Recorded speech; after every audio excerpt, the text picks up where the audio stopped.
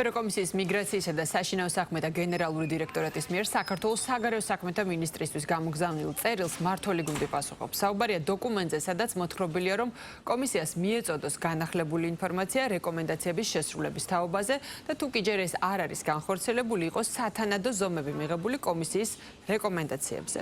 წერილს თან ერთვის შესასრულებელი საკითხების სრული სია. უზრუნველყოს და დაიცვას საქართველოს ყველა მოქალაქის ფუნდამენტური უფლებები, მათ შორის შეკრების, გამოხატვის და გაერთიანების თავისუფლება. გაუქმდეს კანონი უცხოური გავლენის გამჭვირვალობის შესახებ და პაკეტი ოჯახური ღირებულებებისა და არასრულწლოვანთა დაცვის შესახებ და გადაიხედოს ადამიანის უფლებათა ეროვნული სტრატეგია და სამოქმედო გეგმა, რათა სრულად იყოს დაცული LGBTQ პირების უფლებები. შეუსაბამოს საქართველოს სავიზო პოლიტიკა ევროკავშირის სავიზო ვალდებულების მქონე ქვეყნების სიას. გააძლიეროს ქმედებები თავშესაფრის მაძიებელთა დაუსაბუთებელი განცხადებებისა და ევროკავშირის ქვეყნების არალეგალური დარჩენის შემთხვევების წინააღმდეგ.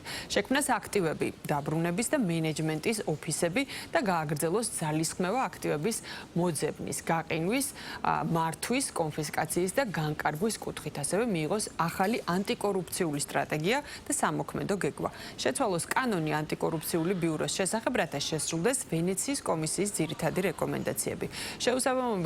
შეუსაბამოს ასევე პირადი მონაცემების დაცვის შესახებ კანონი ევროკავშირის სამართლებრივ ჩარჩოებს. წერილში ასევე აღნიშნულია, რომ კომისია შეაფასებს რეკომენდაციების შესრულებას ვიზის შეჩერების მექანიზმის მომდევნო ანგარიშის ფარგლებში. საჯაროობა და გამჭვირვალობაზე აქვს წუხილი და ალბათ გვექნება ჩვენ ამასთან დაკავშირებით უფრო კონკრეტული დისკუსია, თუ რატომ ბღალავს საჯაროობა და ღიაობა ვიზა ლიბერალიზაციას, ანუ ღიაობის შემთხვევაში ეს რატომ არის, ასე ვთქვათ, მიუღებელი. მეორე საკითხი, როგორც ვიცით, ეხება LGBT თემს და ახალ მოზარდთაობაში ამ პროპაგანდის გავრცელების შეუფერხებლობას და აქაც ჩვენ გვექნება ჩვენი პოზიციები. მე ვფიქრობ, რომ ეს ორი ძირითადი საკითხი არის, რასთან დაკავშირებითაც ჩვენი არგუმენტირებული პოზიცია გაგვაჩნია და შემდგომაც გავამცემებთ. ზოგადად თვითონ მიდგომა ერთი შეხედვით არის ძალიან ვიტყვიან ძიმე იმ გაგებით, რომ ღიაობა, რომელიც უნდა იყოს ევროკავშირისთვის ნომერ პირველი მოთხოვნა ყველა მიმართულებით, რატომღაც აი ამ მიმართულებით მათ აქვს ყველაზე დიდი პრობლემა ღიაობის და გამჭვირვალობის მიმართ. და მეორე, რატომღაც, ასე ვთქვათ, LGBT პროპაგანდის გავრცელება ითვლება ვიზა ლიბერალიზაციის პირობად.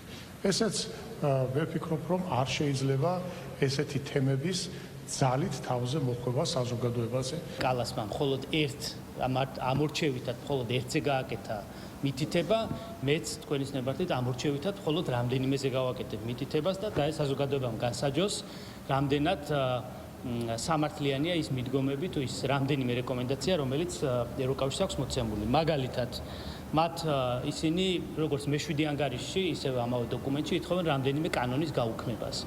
და ვკითხულობ, ციტირებ, კერძოდ გაუქმდეს უცხოური გავლენის გამჭვირვალობის შესახებ კანონი, ასევე ოჯახური ღირებულებებისა და არასრულწლოვანთა დაცვის შესახებ საკანონმდებლო პაკეტი. და კიდევ ერთი, ადამიანის უფლებათა ეროვნულ სტრატეგიასა და სამოქმედო გეგმა, ეს სტრატეგია და სამოქმედო გეგმა შეიცვალოს ისე, რომ LGBTIQ პირების უფლებები სრულად იყოს დაცული.